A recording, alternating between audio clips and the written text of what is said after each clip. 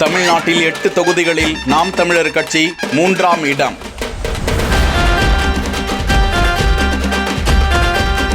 பாஜகவை பின்னுக்கு தள்ளுகிறதா நாத்தாக்க? 10 ஆண்டுகள் ஆண்டுட்டு இல்ல நாட்டை பெரிய கட்சிங்கிறீங்களா, வாங்கல தனியா தமிழ்நாட்டில் போடுவோம். நீங்கள் நானும் என்னை விட ஒரு ஓட்டு கூட கட்டி வாங்கி கட்டுங்க, ஒரு நான் வாங்குற ஓட்டை விட கொஞ்சம் அதிகமாக ஒரு விழுக்காடு வாங்கி கட்டுங்க. எதுக்கு வெட்டி பேச்சு? தமிழ்நாட்டில் பாஜகவை பொறுத்தவரை 19 தொகுதிகள் மற்றும் கூட்டணி கட்சிகளின் வேட்பாளர்கள் என 23 தொகுதிகளில் தாமரை சின்னத்தில் வேட்பாளர்கள் களம் இறங்கி இருக்கிறார்கள். அதே நேரத்தில் நாம் தமிழர் கட்சி 39 தொகுதிகளிலும் வேட்பாளர்களை களத்தில் இறக்கிவிட்டிருக்கிறது. 2019ஆம் ஆண்டு மக்களவை தேர்தலில் 3.9% நாத்தாக்க பெற்றிருந்தது. இந்த நிலையில் 2024 நாடாளுமன்ற தேர்தலில் நாம் தமிழர் கட்சி பாஜகவை பின்னுக்கு தள்ளும் என சீமான் வீர முழக்கம் விட்டிருந்தார். பிஜேபி ஜெயிச்சிருமா?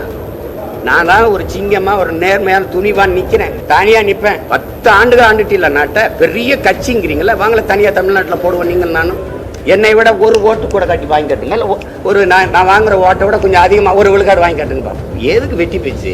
அவரது 39 வேட்பாளர்களில் 14 மருத்துவர்களையும் 9 பொறியாளர்களையும் பேராசிரியர்கள் உட்பட கல்வியில் சிறந்த வேட்பாளர்களை களம் இறக்கிவிட்டிருந்தார் சீமான். இருந்தாலும் இந்த மக்களவை தேர்தலில் முதல் இடத்திற்கு முன்னேறி வராவிட்டாலும் பாஜகவை 8 தொகுதிகளில் முந்தி இருக்கிறது நாத்தாக்க. வெற்றி பெற வேண்டும் என்று போராடாத, தோற்றே போய்விடக்கூடாது என்று போராடு. அதான் அது ரெண்டும் ஒண்ணுதான். இன்னைக்கு தோற்றா என்னடா, நாளைக்கு வெளில போறோம், நமக்கு தான் வெற்றி கண்ணுக்கு தெரியுது.